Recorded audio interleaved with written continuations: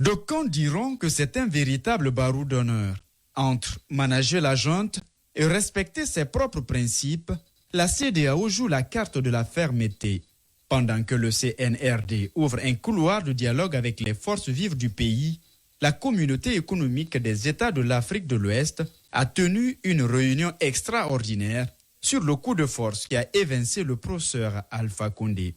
La décision est sans appel. Interdiction de voyager pour les membres du CNRD ainsi que pour les membres de leur famille.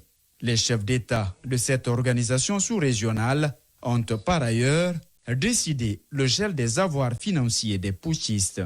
Et ce n'est pas tout.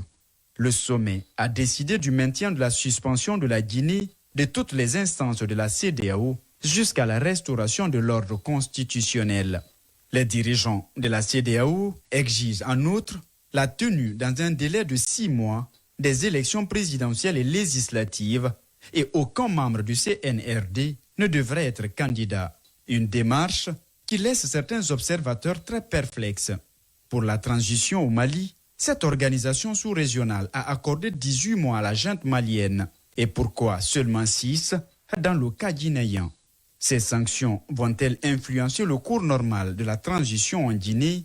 Est-ce une stratégie pour couper l'appétit des nouvelles autorités?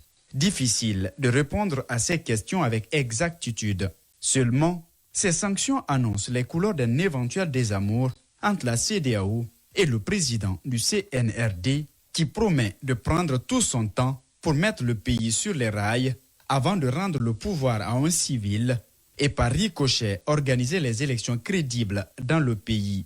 Avec cette nouvelle donne, l'opinion s'interroge sur les marges de manœuvre du nouvel homme fort du pays. Colonel Mamadi Doumbouya va-t-il se plier aux exigences de la CEDEAO ou tout au moins tracer son propre chemin au risque de se retrouver isolé?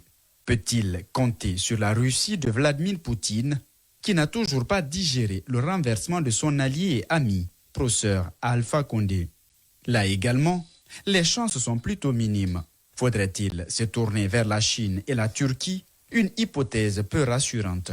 L'un dans l'autre, le CNRD a dans une large mesure le soutien des forces vives du pays, des acteurs politiques et même de la société civile sont unanimes que la précipitation est à l'origine de l'échec de l'avant-dernière transition. Est-ce un motif valable pour faire fléchir la CEDEAO? La question reste posée.